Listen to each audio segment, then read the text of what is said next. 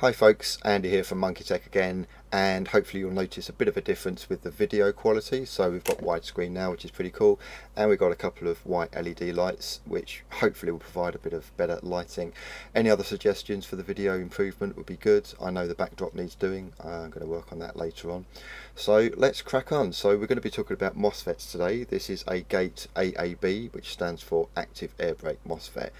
So there's quite a lot of technology packed into this. It's a pretty decent MOSFET. A lot of people in the airsoft community talk about you must get a MOSFET, you must get a MOSFET. I would agree with them. It really does help in so many ways. So first of all, you've got a fuse packed into it. So it's got an electronic fuse. If it detects a short circuit, something wrong within your wiring system, instead of catching fire or exploding, this will sort it out. So this will cut it out. The way that you know that you've got a short circuit is that if you're firing and it suddenly stops firing, and then you're pressing the trigger for a few times, maybe about 5 seconds or so, and then it fires again but then might cut out again, that will show that you've got a short circuit. So the fuse is cutting out for about 5 seconds or so, for safety reasons, and then resetting itself. But then if you fire it again, you might get a couple of shots out and then it will kind of do it again. So if that keeps happening, you have got a short circuit.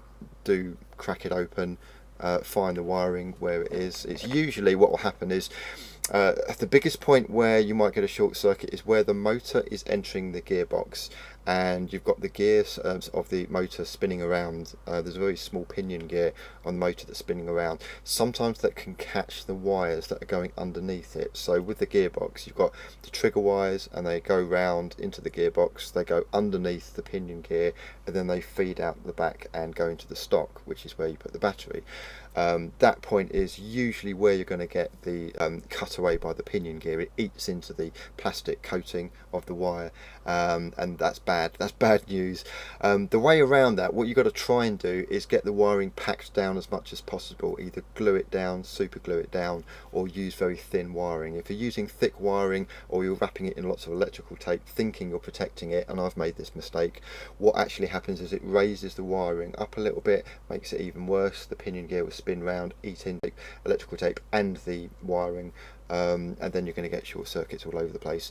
Other things that can give you problems are the trigger contact wires. So there's two thin black wires, and they actually feed into here. So here you've got the main wires for the motor, and here you've got the wires that go into the trigger contacts. The reason these are separate is, imagine you've got the battery is going in this way, so you've got the power going in like this. What used to happen, or what happens in most conventional AEGs without this, is you've got wires that go directly into the gearbox, directly into the trigger housing. You get high voltage between the trigger contacts, and then that feeds into the motor. Obviously when the trigger is pulled, that connects the circuit, completes the circuit, and that's how the motor fires. Now, the problem with that is over time you can get arcing in the trigger contacts, and it can cause problems. So what you want to do is be using one of these, and where you've got the kind of like little black socket there, these are very thin wires. They carry a very tiny voltage to the trigger contacts. All this does really is it tells the MOSFET to activate. So when you press the trigger, the wires tell the MOSFET to activate, but the main bulk of the energy, the main voltage, doesn't go through the trigger contacts. It goes directly from the MOSFET into the motor, which is what you want. That will save a lot of energy with your battery, and it will save your trigger contacts from wearing out, because they can build up carbon, they can build up a lot of gunk, but you won't get that if you're using one of these. So this has got a little trigger contacts which are pretty cool. So what a MOSFET actually does in terms of the functionality of it, not only does it bypass the trigger contacts and makes the energy flow far more efficiently, but it also brings the motor to a stop quicker after you've taken your finger off the trigger. So normally in an AEG, when you're firing an AEG, or even DMR without a MOSFET, you're firing away, you take the finger off the trigger, and the motor will still be spinning slightly. If you're using full auto, you probably won't notice it as much, but if you're using semi-auto, that can sometimes, occasionally, make it spin a bit too much, and then you'll get 2 shots instead of 1. You'll be pressing single, semi, and you'll be getting 2 shots. Now, we don't want that really, and we don't really want it for DMRs especially, because DMRs are quite high powered, quite long range, and they shouldn't be firing full auto at all. So I would definitely recommend one of these for DMR. I would recommend them for AEGs as well, because there's so much packed into it. There's a lot of technology, a lot of transistors and microprocessors, which do a fantastic job in regulating the energy flow. So yeah, that's kind of like what MOSFETs are and what they do. If there's any questions, if I've not covered anything, do let me know.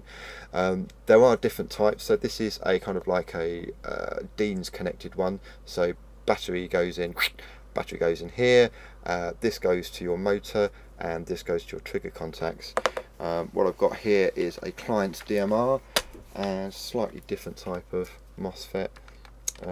This one is again, it's a gate one. It's a Pico AAB, very thin, very efficient. You can put these in the stock, and I'll just briefly show you how it works. So I'm pretty sure the microphone will pick it up, so I'm going to put it onto semo, and if you listen to it, that is very sharp, very snappy. So you don't want a kind of like a long-winded whirring of the motor after you've released the trigger. You want it to stop immediately, and this MOSFET is basically your answer, or rather the Pico that I've got put in here. So I think that's it really. So I hope that helps people. I do MOSFET installations. You're quite welcome to kind of use this video to try and do it yourself. Always follow the instruction manuals, obviously, from Gate. They do include them. There's also other videos on specifically how to wire them. I won't go into that yet, because you can probably find that yourself. This is kind of like a basic video really for newbies who might be wondering what MOSFETs are and how they're used. So hopefully that's helped answer some questions. Any questions or comments, let me know. Anybody who wants to install one that doesn't want to actually touch any tech work themselves, I do MOSFET installations, AEG, DMR, etc. Obviously you won't need a MOSFET for gas, so forget MOSFETs for gas, whole different ball game. I don't really do them for pistols either. It is possible. I have managed to do it for a TM Glock 18C, but it's fiddly, it's annoying, and I'm going to avoid it for pistols, to be honest. Sniper rifles obviously not needed. So AEGs or DMR MOSFET is the way to go. I hope this has helped, and see you for the next one. Cheers, bye bye.